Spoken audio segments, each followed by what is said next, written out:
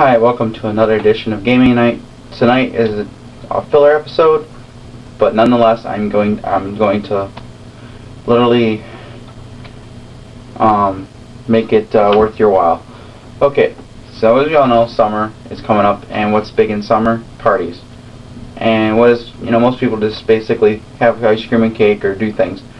But why not this year? Maybe if those that you always wanted to host have a board game or a party, or have board games, but you don't know exactly what kind of board games to bring. Well, I got some few ones here that I think will work well with almost anybody because they're really simple to play. They're interactive, and there's not much rules and stuff to learn. I think these are really good for people that are just maybe you want to get into board games. So the first one up, Robo Rally. Now, we just played this Robo Rally at the Reddit session, as you all know, and I'm working on the video. It's taking a lot of time, so but I am going to be getting it done, hopefully next week. So I'm just tidying up the thing, rewording the script and all that stuff. But anyways, it's a really good game because you got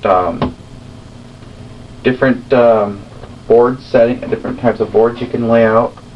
It's all random with the cards, plus it's strategy, because you can go into it trying to try to get to the flag. You can set up like matches where you're just trying to knock each other off. You can pretty much set it up any way you want, but the way it's recommended, if you want a short game, it's recommended using one board and maybe 3 flags or 1 or 2 flags, because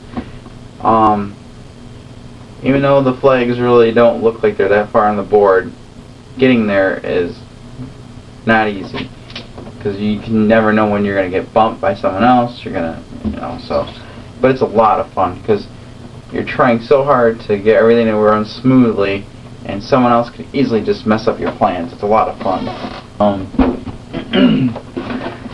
Next one's Wits and Wages, and basically what Wits and Wages is, it's a trivia game, but unlike regular trivia games, you don't have to be good at trivia.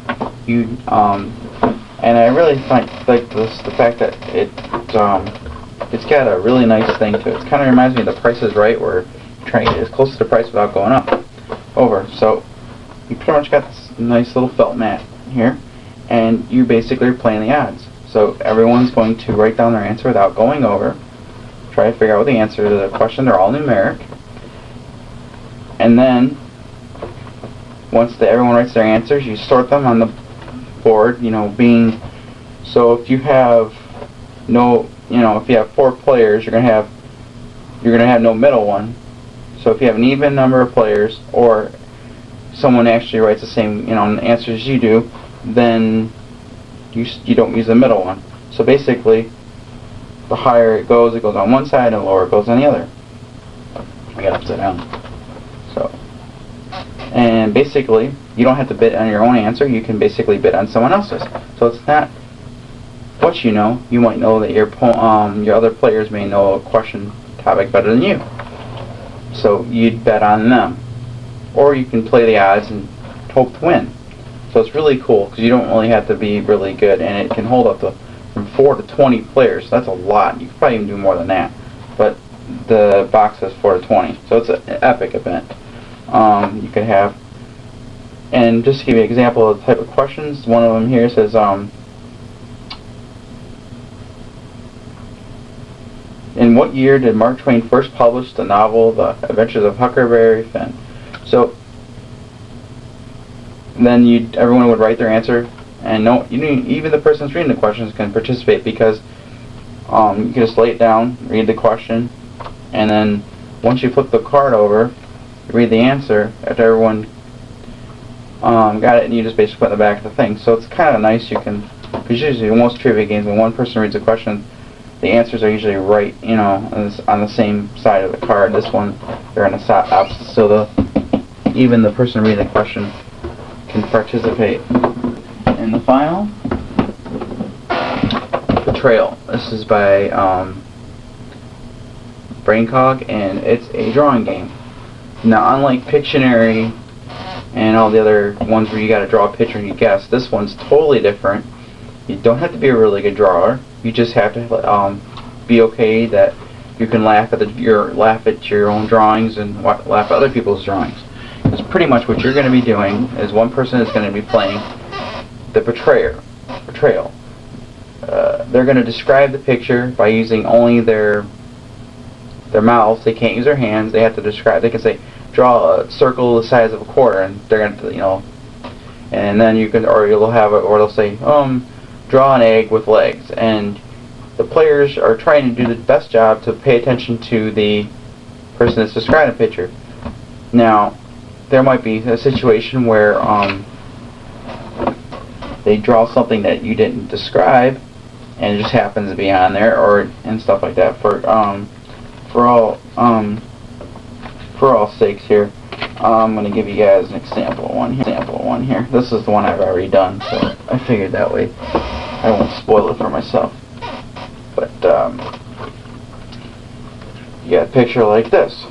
So you're going to basically try to describe this. You'd first read the title to everybody. You sleeve it, and without looking at these criteria, because you're not supposed to know what the criteria is on hand. So you're trying to figure out what they're going to ask, and you try to basically get the players to draw this.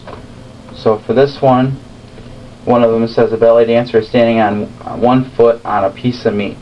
So some of these are really vague, and then so you're never gonna know. So all the while people might draw what you didn't describe and actually get points.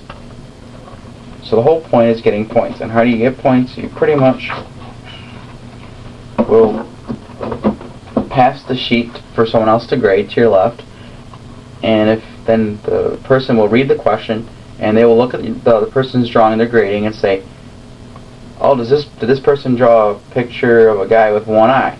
If the answer is yes, they check off for the question you're on. You go all the way through, but you'd also roll a 10-sided die, and it would be one of these numbers would be a criteria, would be worth more points. Now the betrayer only gets 1 point, but the players can get a maximum of, I believe, 13 points if they got all of them. So that's the good thing about the game, is you may be really good at a good listener, or you might be a good describer. But either way, you got equal footing, and it's a lot of fun. We'd just sit there, and my fiance and my friend Courtney, we were all drawing these pictures, and we're like laughing at each other's drawings because we're like, is that supposed to be a foot? But now depending on how harsh you are on grading someone's sheet, there is of course the voting. If you got a lot of players, you could say, everyone else could look at the thing and say, hey, does that really look like that guy? That person drew a hat, and they can, if the vote was announced. Now the judge is impartial because he's actually getting points for it. So, because otherwise the judge could just say, yeah, it looks like a hat. So, so there's that. So, and of course, I